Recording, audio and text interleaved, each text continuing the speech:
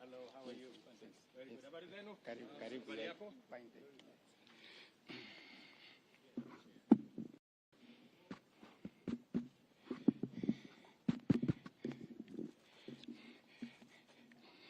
Your Excellency, the President of the Republic of Kenya, Dr. William Samoei Ruto,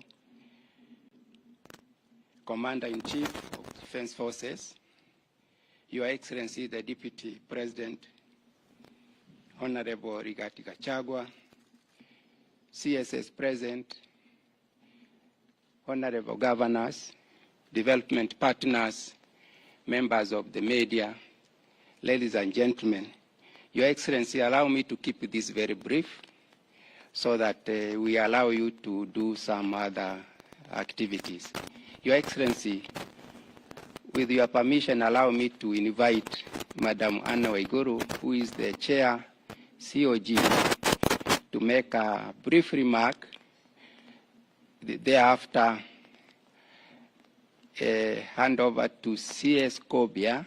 I don't want to come here again, to Waziri Professor Kobia, who will invite the Deputy President to invite you, Your Excellency. Thank you.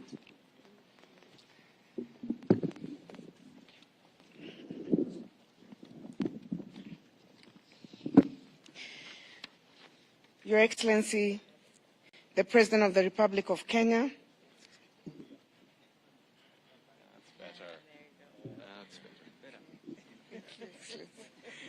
Thank you, Excellency.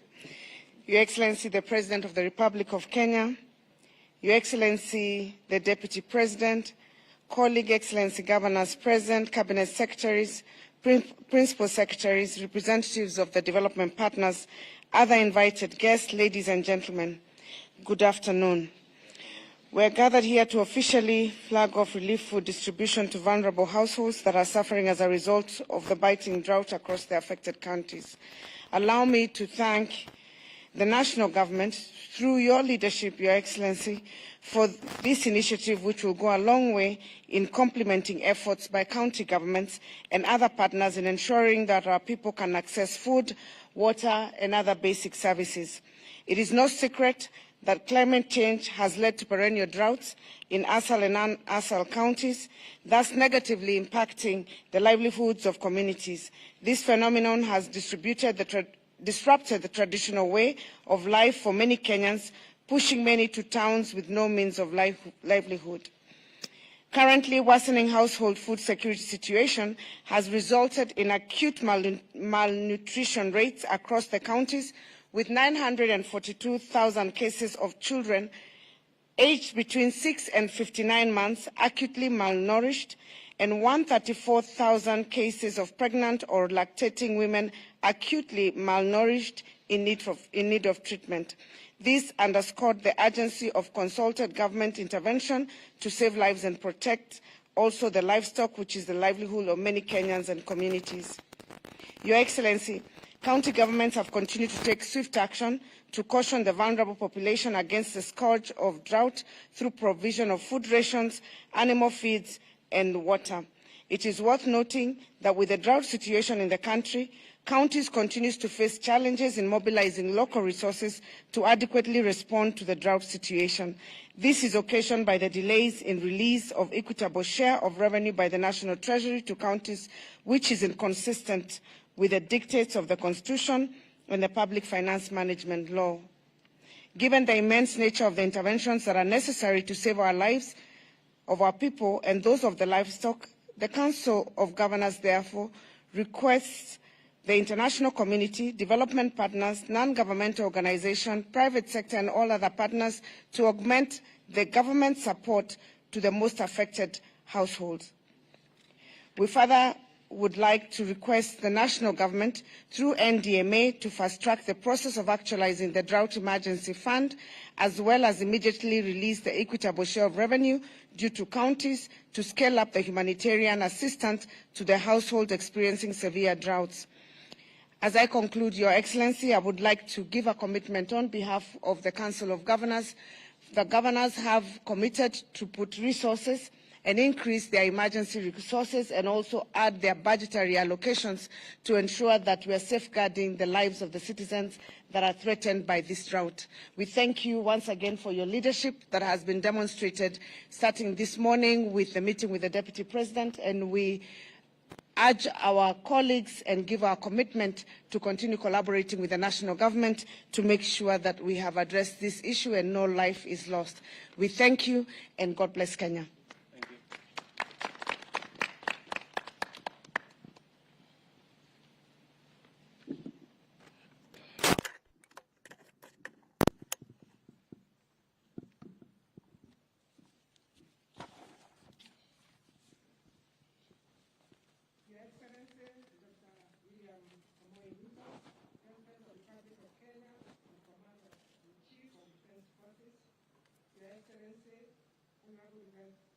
Rigathi Gachagua, the Deputy President of the Republic of Kenya, Cabinet Secretaries present, Governors present, Development Partners present, ladies and gentlemen.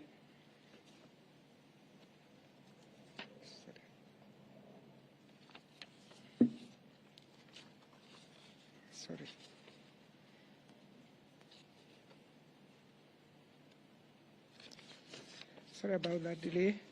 Your Excellency, on behalf of the ministry responsible for ASAL, Social Protection and Special Program, I wish to thank you for prioritizing to preside over the flagging of the food relief to go to affected Kenyans who are experiencing severe drought. Your Excellency, as you delivered your statement in the United Nations General Assembly, you highlighted the global food crisis, the economic crisis, among other challenges that Kenya is trying to solve. We, as public service, you gave us your focus, and we can say we share your vision, and we are going to support your initiative, Your Excellency. The government, ministries, departments, and agencies, and development partners, humanitarian organizations, and others who are represented here this afternoon, have committed to support the effort of Kenya, just as we know this severe drought affects Kenya and the Horn of Africa. Your Excellency, we also want to say that the development partners, the NGOs on the ground, they have really supported what Kenya is doing, including private sector represented here by Safaricom. In conclusion, Your Excellency, I want to thank each and every one of us who has participated in making this event a success. This afternoon, we are going to flag about 20,000 bags of rice, 24,000 bags of rice, and also about 450 animal feed, which are going to go to most affected 10 counties. It is now my humble duty, Your Excellency, to invite our Deputy President, Honorable Rigathi Gachagua, to give his remarks, and thereafter invite you, Your Excellency. Karibu sana.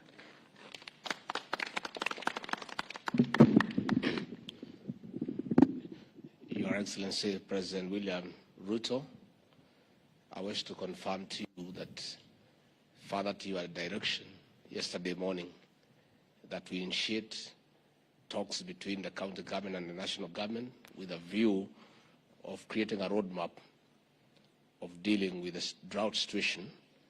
A meeting took place this morning under my chairmanship, and we have already briefed you that we have agreed on the way forward.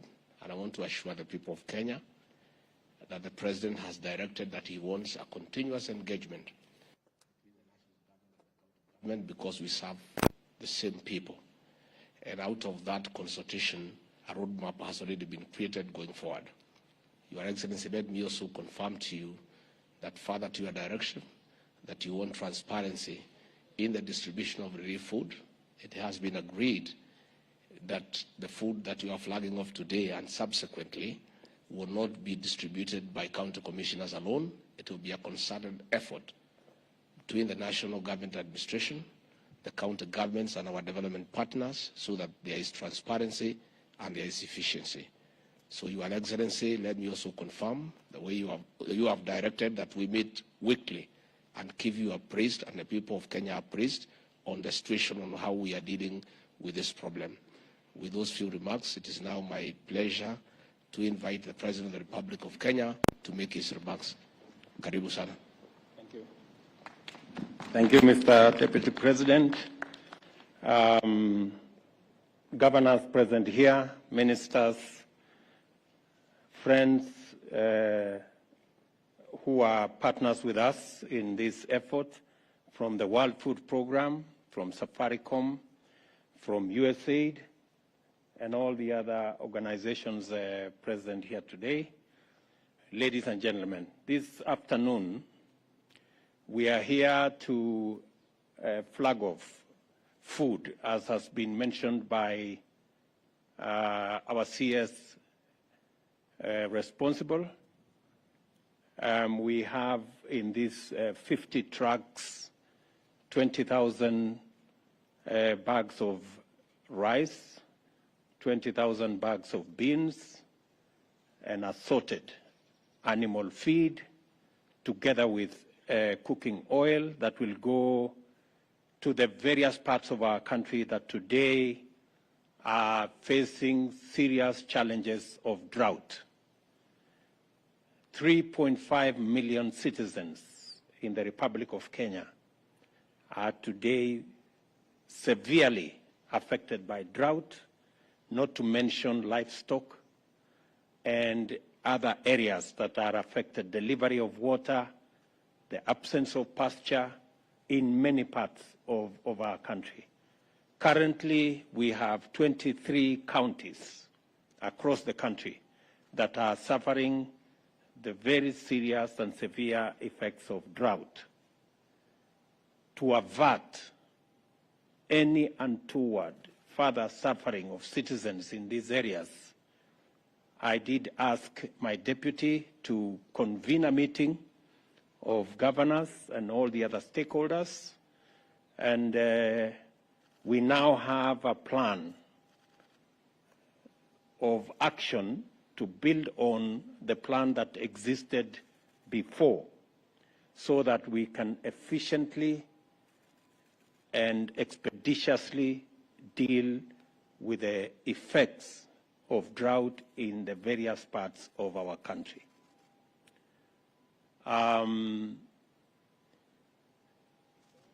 The brief that we have is that the many people who are suffering food, water, and many livelihoods, loss of many types of livelihoods, including livestock. As I have said, about 3.5 million Kenyans are affected in this manner. The food we are flagging up today, the next consignment, I have already agreed with the ministry concerned and with Treasury to make resources available so that the next tranche will be on Friday, and on a weekly basis we will assess the situation and see what this intervention will mean for the people around the country and what additionally can be done as we go into the future. I want to commend development partners who are working with us, who are distributing food, those engaged in cash transfer on the ground. I have asked that we are going to have a meeting on Wednesday with our development partners so that we can harmonize our approach and make sure that we avoid any duplication in any part of the country, and so that we can leverage on the county teams that are assisting in identifying beneficiaries of this food and other items. I have also instructed the ministry responsible for water to urgently mobilize water bowsers so that we can deliver water to many parts of Kenya, and under the direction of the Deputy President, they will map out the areas that require water bowsers together with the governors present here and those who are not here, so that again we can be able to address that challenge of water around the country. Thirdly, we have also agreed that county governments will equally make provisions in their budget, even if they have to slow down some of their projects and programs, so that we can take care of this situation. The same thing we are doing at the national government. We expect county governments to adjust their budgets so that there can be available additional resources to take care of the drought situation in the country. I have also told the Deputy President, being the chair of IBEC, to make sure that county governments are facilitated to adjust their budgets so that they can make resources available, working with the Comptroller of Budget and all the other institutions so that we can take care of this situation, because indeed it is a very severe situation. I also want to say that to thank the military, NYS, our development partners for mobilizing the transportation of this food around the country and into the counties that require this food. And we are looking forward to working with others to make sure that we facilitate this whole exercise. I have also asked the Treasury to work with the counties so that they can favorably consider adjustments of the various interventions that are required to make it much more easy for Kenyans to deal with the current situation. We will also be mobilizing resources for animal offtake, where we find that the animals are too weak. We are going to work with Kenya Meat Commission to make sure that there is an offtake program that will facilitate citizens not to be stuck with livestock when they do not have pasture. And finally, let me also say that I have asked the Deputy President to, on a weekly basis, make these consultations possible so that we can monitor as government the steps that are required for us to ensure that no Kenyan dies of hunger as we manage the effects of climate change and as we think on the long-term solutions to this challenge. Finally, I am asking all our farmers across the country that we are now in the process of facilitating availability of fertilizer in many parts of our country, especially those with short rains. We will also mobilize for fertilizer for the long rains. I want to ask all farmers who had cut back on acreage under food production that the government of Kenya will support them fully in these short rains and in the coming long rains so that we can produce sufficient food to take care of our food requirements as a country. And in the short term, we are working as part of our plan to ensure that we transit our agriculture from rain-fed to irrigation And in so doing, we are going to be working with the private sector on the delivery of water under our public-private partnership. As I have committed, we are going to work on the law so that we create provision for water purchase agreements that will make it possible for the private sector to invest in the water sector, and we can buy water from them, and we do not have to deploy huge resources from government in that sector. The private sector can work with us in our bigger plan of ensuring that Kenya becomes a food-secure nation. It is my hope that this will be among the last times we are doing this kind of ceremony, where Kenyans are facing starvation and hunger, and we have to do this. I think it is possible for us, going into the future, to have a much more proactive approach to situations like this so that we manage them ahead of time and avoid situations of a crisis like the one we are in. For the last 4 years, we have had failure of rain in many parts of Kenya. That is what has exacerbated this situation, and hopefully we should be able to be better prepared as we go into the future. I want to thank all the stakeholders, the governors, for undertaking that they will work with us and work with all the other stakeholders in not just making sure that we have additional resources for food, but also working together with our development partners in making sure that this food gets to the right beneficiaries and there are no duplications and there are no issues of integrity around the distribution of food to those who are in need. So I want to say thank you very much for all those who have made this possible. I look forward to making sure that this situation is managed and we don't lose no citizen to hunger because of the drought situation we have in the country. Asanteni sana, and may God bless you.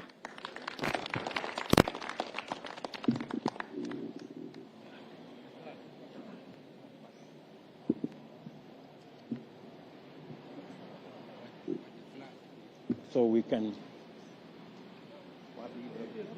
Bendera. Sawa sawa.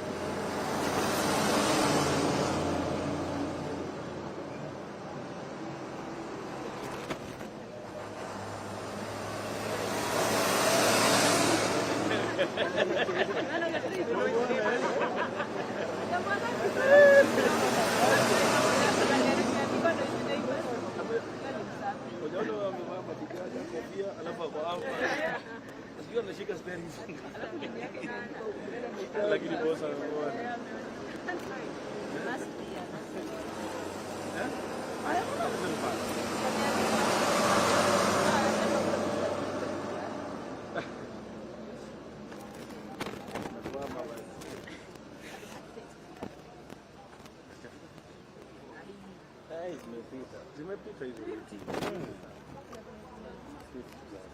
Aisha.